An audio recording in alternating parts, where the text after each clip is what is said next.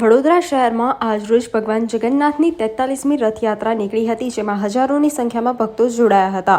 Vadodara railway station ખાતે બપોરના 2:30 કલાકે ભગવાનનો રથ આવી પહોંચ્યો હતો, જ્યાં ભગવાન જગન્નાથ, ભાઈ બળદેવ અને બહેન સુભદ્રા બિરાજિત થયા બાદ તેમની પૂજાવિધિ કરવામાં આવી હતી. વડોદરામાં ભક્ત અને ભગવાનનો સાક્ષાત થતા સમગ્ર રૂટ પર જાણે ઉત્સવનો માહોલ જોવા મળ્યો હતો, જેમાં ભક્તોએ હરે રામ હરે કૃષ્ણના ભજનની રમઝટ બોલાવી જય જગન્નાથનો ગગનભેદી નાદ કર્યો હતો, જેમાં ગુજરાત ક્ષત્રિય ઠાકોર સેના વડોદરા શહેર તથા જિલ્લાની ટીમના તમામ ભાઈઓના સાથ સહકારથી દર વર્ષની જેમ સતત ત્રીજા વર્ષે પણ ભગવાન શ્રી જગન્નાથજીની રથયાત્રામાં જોડાયા હતા અને ભાવિક ભક્તો માટે કેળા તથા મસાલા છાશનું આયોજન કરવામાં આવ્યું હતું.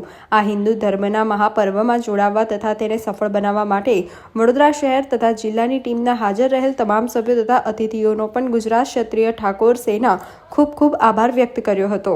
शोभा बढ़ाए हैं आप लोग कौन है भैया, कहाँ का प्रमुख है? रुक जाओ यहाँ पर, आओ एक दो आदमी आ जाओ, ठाकुर समाज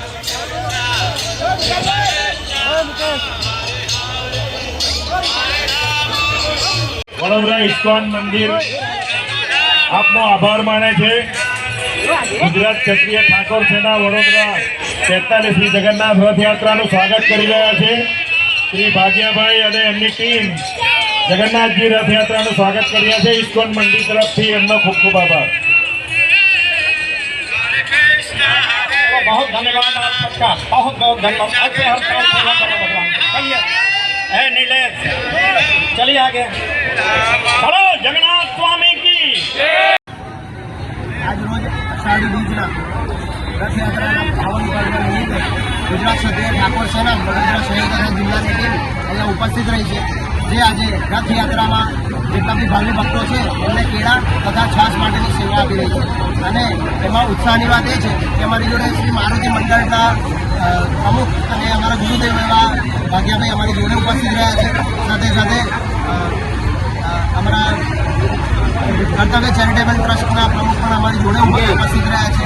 આટલા બધા લોકોના સાથ સહકારથી આજે આજનો જે પ્રોગ્રામ છે એ બહુ સફળ રીતે કર્યો છે અને લોકોનો સાથ સહકાર મળ્યો છે.